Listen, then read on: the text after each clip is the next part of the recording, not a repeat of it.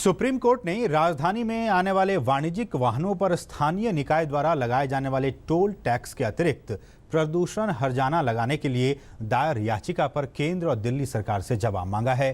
Chief justice HL Dattu और वरिष्ठ वकील हरीश साल्वे ने कहा कि दिल्ली में प्रदूषण का स्तर इतना बढ़ गया है कि उनके परिवार के सदस्यों को मास्क का इस्तेमाल अब करना पड़ रहा है। दिल्ली में प्रदूषण खतरनाक स्तर पर है और ऐसे में कड़े कदम उठाने की जरूरत है। देश के जाने माने वकील हरीश साल्वे की इस अर्जी पर सुनवाई करते हुए सुप्रीम कोर्ट ने केंद्र सरकार और दिल्ली को 2 दिन में जवाब देने के लिए कहा है। इस मामले में वरिष्ठ अधिवक्ता हरीश साल्वे ने सुप्रीम कोर्ट से मांग की है कि सुप्रीम कोर्ट केंद्र सरकार, दिल्ली सरकार और MCD को निर्देश दे कि दिल्ली में आने वाली हल्की कमर्शियल गाड़ियों से टोल के अतिरिक्त कम से कम 600 रुपए और भारी कमर्शियल गाड़ियों से कम 1200 रुपए प्रदूषण हर्जाना के रूप में लिया जाए।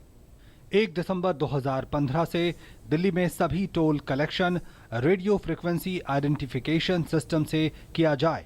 अब फिर से प्रदूषण इतना बढ़ गया कि आज आपने सुना कि चीफ जस्टिस ने अपने आप कहा कि मेरे अपने पोते को अस्थमा है। हरीश साल्वे ने कहा मैं स्टेरॉइड ले रहा हूँ।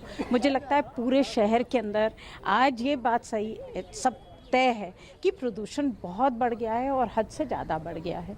तो चीफ जस्टिस हमने आज जो हमारी पिटीशन है वो चीफ जस्टिस के सामने यही है कि जो ट्रक का प्रदूषण है वो बहुत ज़्यादा है शहर के अंदर और काफ़ी ऐसी ट्रक हैं जो दिल्ली शहर में उनको आने की ज़रूरत नहीं है, उनके पास विकल्प हैं, मगर विकल्प इसलिए नहीं इस्तेमाल करते क्योंकि दिल्ली शहर से आने में वो सस्ता पड़ता है।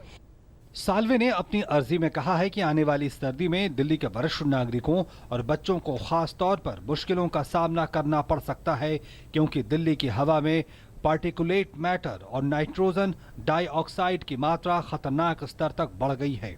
अर्जी में कहा गया है कि दिल्ली में खराब होती हवा की बड़ी वजह है दिल्ली में हर रोज दाखिल होने वाली 22,628 कमर्शियल गाड़ियां।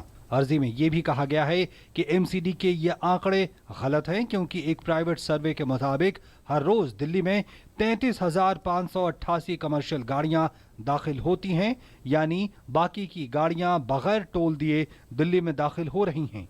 अगर इनसे पर्यावरण टैक्स वसूला जाए तो इस रकम से दिल्ली में पर्यावरण को बेहतर बनाने के लिए कई कदम उठाए जा सकते हैं। विकास सारथी की रिपोर्ट, DD न्यूज।